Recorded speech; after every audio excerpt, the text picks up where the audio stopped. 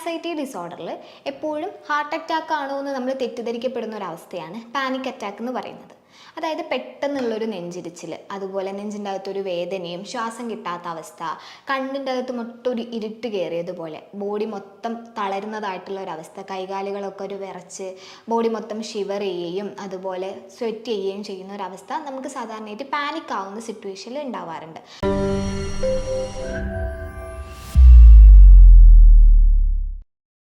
Hi, ഞാൻ വിസ്മയ, heal and ഹാപ്പിനെസ്സിലെ consultant സൈക്കോളജിസ്റ്റാണ്. Anxiety ഡിസോർഡറിൽ എപ്പോഴും heart attack ആണോ എന്ന് നമ്മൾ തെറ്റിദ്ധരിക്കപ്പെടുന്ന ഒരവസ്ഥയാണ് പാനിക് അറ്റാക്ക് എന്ന് പറയുന്നത്. അതായത് പെട്ടെന്നുള്ളൊരു നെഞ്ചിരിച്ചിൽ, അതുപോലെ നെഞ്ചിൻ്റെ അകത്തൊരു വേദനയും ശ്വാസം കിട്ടാത്ത അവസ്ഥ, കണ്ണിൻ്റെ അകത്ത് മൊട്ടൊരു ഇരുട്ട് കയറിയതുപോലെ ബോഡി മൊത്തം തളരുന്നതായിട്ടുള്ള ഒരവസ്ഥ, കൈകാലുകളൊക്കെ ഒരു വിറച്ച് ബോഡി മൊത്തം ഷിവർ ചെയ്യുകയും അതുപോലെ സ്വെറ്റ് ചെയ്യുകയും ചെയ്യുന്ന ഒരവസ്ഥ നമുക്ക് സാധാരണയായിട്ട് പാനിക് ആവുന്ന സിറ്റുവേഷനിൽ ഉണ്ടാവാറുണ്ട്. അതായത് മുന്നിൽ എന്തെങ്കിലും നമ്മളെ അപായപ്പെടുത്തുന്നതായിട്ടുള്ള എന്തെങ്കിലും ഉണ്ടാവുക, അല്ലെങ്കിൽ നമ്മുടെ ജീവന് ഭീഷണിയാവുന്ന ഒരു സാഹചര്യത്തിൽ നമ്മുടെ ബോഡിയിൽ ഉണ്ടാകുന്ന ചേഞ്ചസ് ആണ് കുറച്ച് മുന്നേ പറഞ്ഞിട്ടുള്ളതൊക്കെ. അതൊന്നും നമ്മുടെ മുന്നിൽ അങ്ങനെ ഒരു പേടിപ്പെടുത്തുന്നതായിട്ടുള്ള സിറ്റുവേഷൻ ഒന്നുമില്ല. എങ്കിൽ കൂടി ബോഡി ഇത്തരം ചേഞ്ചസ് കാണിക്കുന്നുണ്ടെങ്കിൽ നമുക്ക് മനസ്സിലാക്കാം ആ വ്യക്തി ഒരു പാനിക് അറ്റാക്കിലൂടെയാണ് കടന്നു പോകുന്നതെന്ന്. കാരണം പേടിപ്പെടുത്തുന്നതായിട്ടുള്ളൊരു സിറ്റുവേഷൻ ഒന്നും അവിടെ ഇല്ല. എങ്കിലും ആ വ്യക്തിക്ക് ഇടയ്ക്കിടയ്ക്ക് ഇത്തരം കാര്യങ്ങളൊക്കെ അനുഭവപ്പെടുന്നു. ഒരു പേടിയും അതുപോലെ ബോഡി മൊത്തം തളരുന്നതായിട്ടും നെഞ്ചിരിച്ചിലും നെഞ്ചെടുപ്പും നെഞ്ചിനകത്ത് ഭയങ്കര വേദനയും ഞാൻ മരിക്കാൻ പോകുന്നു എന്ന് വരെയുള്ളൊരു തോന്നലുണ്ടാകാം. അതുകൊണ്ട് തന്നെയാണ് ഹാർട്ട് അറ്റാക്ക് ആണോ എന്ന് എപ്പോഴും തെറ്റിദ്ധരിക്കപ്പെടുന്നത്. അതിപ്പോൾ ഒരു മണിക്കൂർ വരെയൊക്കെ നീണ്ടു നിൽക്കാനും ചാൻസ് ഉണ്ട്. അതുകൊണ്ട് തന്നെ ആ വ്യക്തി ഒരു പാനിക് അറ്റാക്കിലൂടെയാണ് കടന്നു പോകുന്നതെന്ന് നമുക്ക് പറയാൻ പറ്റും. കാരണം ഒരു പേടിപ്പെടുത്തുന്നതായിട്ടുള്ള സിറ്റുവേഷനോ അങ്ങനെ ഒരു ത്രെറ്റനിങ് സ്റ്റിമുലസോ ഒന്നും അവിടെ പ്രസൻറ്റിങ് അല്ല.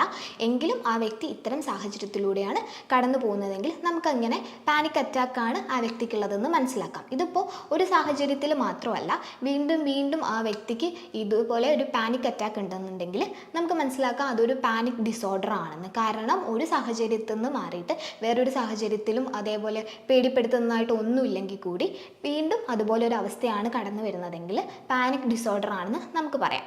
ഇത്തരം ഫിസിക്കൽ ചേഞ്ചസ് ഒക്കെ നമുക്കൊരു വ്യക്തിയിൽ കാണുമ്പം സാധാരണയായിട്ട് അവർ ചിന്തിക്കുന്നത് എനിക്കൊരു ഹാർട്ട് അറ്റാക്ക് ആണെന്നാണ്. അതുകൊണ്ട് തന്നെ ഇപ്പോൾ മരിക്കാൻ പോകുന്നു എന്നുള്ളൊരു തോന്നലുകൊണ്ട് തന്നെ പെട്ടെന്നൊരു ഡോക്ടറെ കാണിക്കും. എന്നിട്ട് ECGയും അതുപോലെയുള്ള മറ്റ് ടെസ്റ്റുകൾക്കൊക്കെ വിധേയമാകും. അപ്പോൾ ടെസ്റ്റൊക്കെ കഴിഞ്ഞ് വരുമ്പോൾ ഇയാൾ നോർമൽ ആയിരിക്കും, വേറെ ഒരു കുഴപ്പവും ഉണ്ടാവില്ല.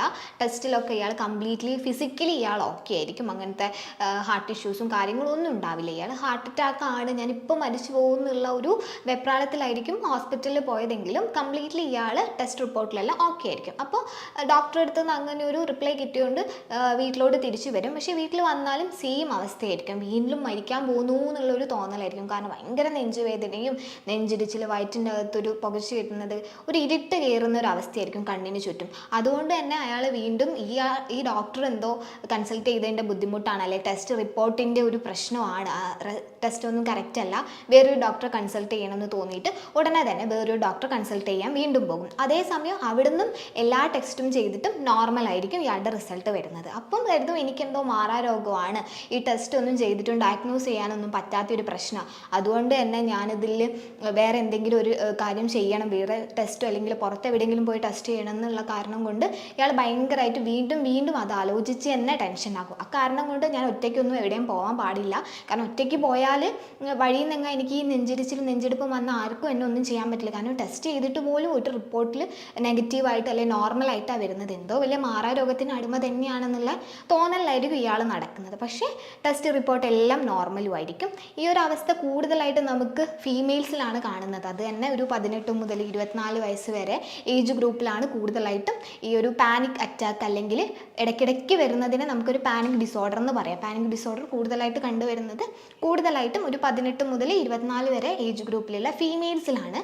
എന്ന് വെച്ചിട്ട് മെയിൽസിലൊന്നും കണ്ടുവരുന്നില്ല എന്നല്ല, കുറച്ച് അധികം നമ്മൾക്ക് കണ്ടുവരുന്നത് ഫീമെയിൽസിലാണ്. ഇത്തരം സാഹചര്യത്തിലൊക്കെ സാധാരണയായിട്ട് ഒരു ഫ്ലൈറ്റ് ഓർ ഫൈറ്റ് റെസ്പോൺസ് ആയിരിക്കും നമ്മുടെ ബോഡിക്ക് ആവശ്യം. പക്ഷേങ്കിൽ സമയത്ത് ഭയങ്കരമായിട്ട് ലോ എനർജി ആയിരിക്കും ഉണ്ടാവുക. ഒരു ഹൈ എനർജി ഉണ്ടെങ്കിലാണ് ഫ്ലൈറ്റ് ഓർ ഫൈറ്റ് റെസ്പോൺസിനൊക്കെ വിധേയമാവാൻ പറ്റുള്ളൂ. അതായത് ഒന്നിക്കെങ്കിൽ ആ സാഹചര്യത്തോട് പൊരുതി ജയിക്കുക, അല്ലെങ്കിൽ അവിടെ നിന്ന് എസ്കേപ്പ് ആവുക. എന്തിനാണെങ്കിലും ഒരു ഹൈ എനർജി ആ സമയത്ത് ബോഡിക്ക് ആവശ്യമാണ്.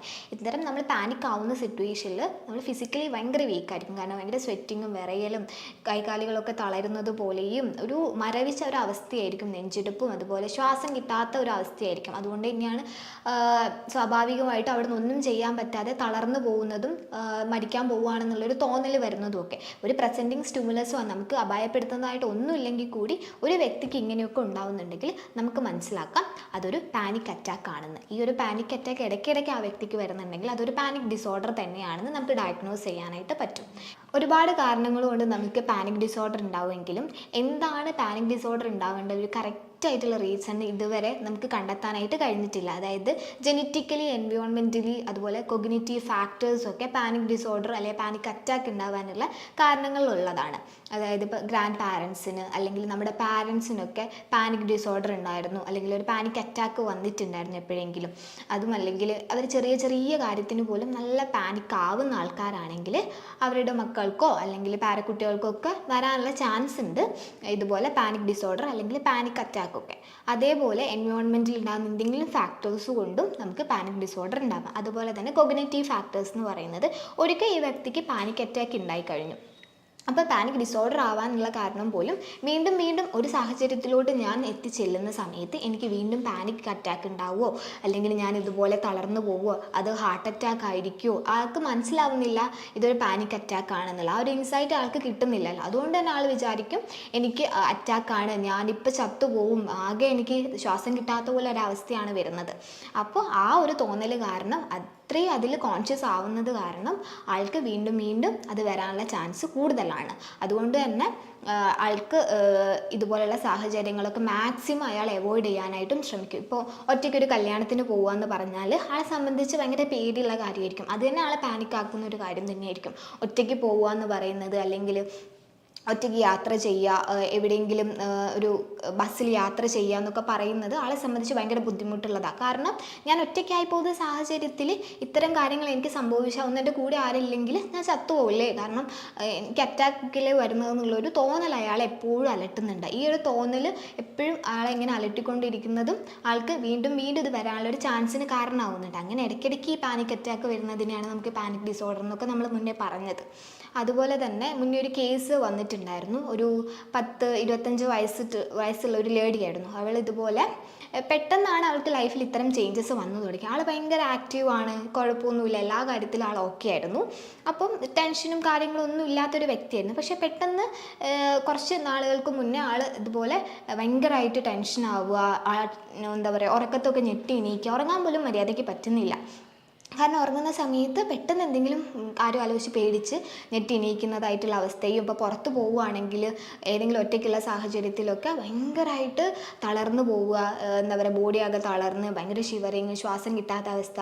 അപ്പം തല കറങ്ങിയിട്ട് ഒരു തൂണിനൊക്കെ പിടിച്ച് നിൽക്കേണ്ട അവസ്ഥയൊക്കെ ആയിരുന്നു. കാരണം ജോലിക്കാണെങ്കിലും പോകാൻ പേടി തോന്നുക. കാരണം ഞാനിപ്പോൾ ആൾ വണ്ടി ഓടിക്കുന്ന ആളായിരുന്നു. അപ്പോൾ ഈ ഒരു ടെൻഷനും കാരണം പിന്നീട് ആൾ വണ്ടിയൊക്കെ ഓടിക്കുന്നത് നിർത്തി. കാരണം ഞാൻ പെട്ടെന്ന് എനിക്ക് ഇതുപോലെ നെഞ്ചെടുപ്പ്, ശ്വാസം കിട്ടാതെയൊക്കെ വരുമ്പോൾ അത് വേറൊരു ആക്സിഡൻറ്റിലേക്കൊക്കെ നയിക്കുമോ എന്നുള്ളത് കാരണം ആൾ വണ്ടി ഉപയോഗമൊക്കെ നിർത്തി. ബസ്സിൽ യാത്ര ചെയ്യാൻ പോലും പിന്നീട് അയാൾക്ക് പേടി കൂടിക്കൂടിയാണ് വന്നത്. കാരണം ബസ്സിൽ യാത്ര ചെയ്യുമ്പോൾ പോലും എൻ്റെ കൂടെ എനിക്ക് അറിയുന്ന ആൾക്കാരൊന്നുമില്ല, അപ്പം ഞാൻ ജോലിക്ക് തന്നെ ഇനി പോകുന്നത് എങ്ങനെയാണെന്നുള്ളൊരു ആശയക്കുഴപ്പമായിട്ടായിരുന്നു ആൾ വന്നത്.